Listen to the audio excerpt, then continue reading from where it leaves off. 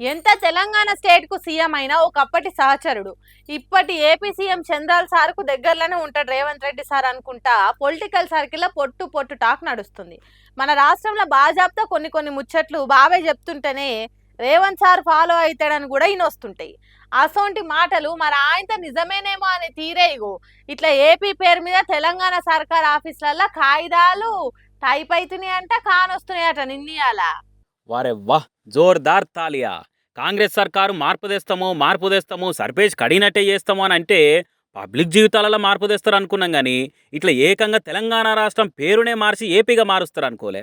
Super పోరి కొట్లాడి తెచ్చుకున్న తెలంగాణ రాష్ట్రం పేరు జాగాల ఆంధ్రప్రదేశ్ అని రాసి సర్కార్ ఆఫీసులనే సపోర్ట్ చేయకుండా తిప్పుతున్నారని అంటే ఏమనాలి చెప్పుర్రిగా. ఓ పత్రిక పంపిన రిజైండర్ల తెలంగాణ అని కాకుండా గవర్నమెంట్ ఆఫ్ ఆంధ్రప్రదేశ్ అని టైప్ చేసి పెడితే రాష్ట్ర R&B డిపార్ట్మెంట్ చీఫ్ ఇంజనీర్ సంతకం కూడా పెట్టి బయటికి ఇడిసిర్రు.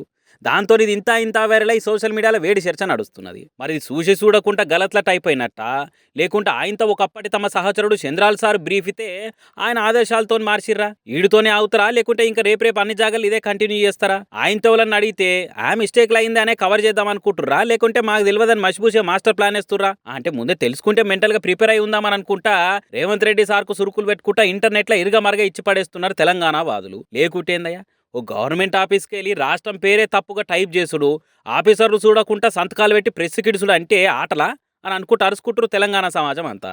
మరి దీని మీద సర్కార్కి వెళ్ళి ఎవరైనా ముంగట్టుకొచ్చి మాట్లాడతారో లేకుంటే ఎయిట్ సేరాయకి ఇంత దానికి ఏముంది గింజుకుంటారో అని అంటారేమో చూడాలి ఇక.